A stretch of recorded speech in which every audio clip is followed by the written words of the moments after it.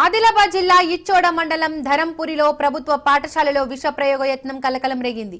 విద్యార్థులు తాగే నీటి ట్యాంకులో గుర్తు తెలియని దుండగులు పురుగుల మందు కలిపారు.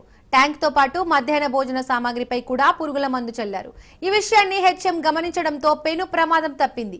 ఆలస్యంగా వెలుగు చూసిన ఈ ఘటన గ్రామంలో అందరినీ షాక్ కు గురి చేసింది. కాగా విష ప్రయోగ ఘటనపై పోలీసులకు హెచ్ఎం ప్రతిభ ఫిర్యాదు చేశారు. విద్యార్థులలో 30 మంది విద్యార్థులు చదువుతున్నారు.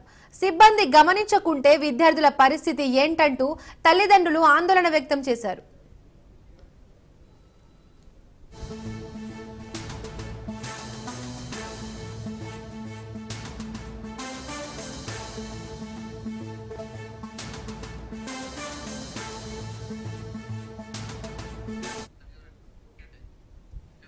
ఇక ఈ అంశానికి సంబంధించి మరిన్ని అప్డేట్స్ మా కరెస్పాండెంట్ శ్రీనివాస్ అందిస్తారు. శ్రీనివాస్, చెప్పండి.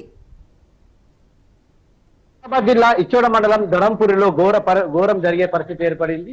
ముందు శని ఆది సోమవారాలలో స్కూల్ బంద్ ఉంటే అక్కడ ఉన్న ప్రాథమిక పాఠశాల స్కూల్ బంద్ ఉండే ఈ రోజు ఉదయం హెచ్ఎం ఓపెనింగ్ చేసి చూసే వరకు అక్కడ పురుగుల మందు డబ్బా కనిపించింది. ఒక్కసారి ఆమె అకస్మాత్తుగా గురైపోయి ట్యాంక్ దగ్గరకు చూస్తే ట్యాంక్ లో విష ప్రయోగం చేసినట్టు తెలిసింది. అంతేకాకుండా ఆ వంటగది అందుపై చూసేవరకే అక్కడ తాళం బలగొట్టి వంటగది పాత్రలకు మరియు కట్టెలకు అక్కడ విషం చల్లినట్టు మనకు గమనించారు.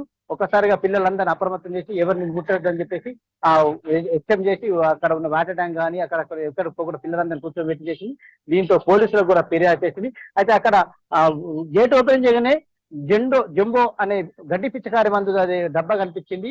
ఆమె షాక్ గురైపోయింది. ఆ డబ్బా పిల్లల పైన ఎవరు విష ప్రయోగం చేస్తారని చెప్పేసి ఆమె పసిగట్టి అక్కడ ఉన్న గ్రామ ప్రజలకు మరియు ఈడీసీ సభ్యులకు చెప్పింది. ఇచ్చోడలో ఉన్న పోలీస్ స్టేషన్ కు సిఐ భూమేష్ కు కంప్లైంట్ కూడా ఇవ్వడం జరిగింది. వాళ్ళు వచ్చి అక్కడ ఉన్న పరిస్థితిని పరిశీలిస్తుంది.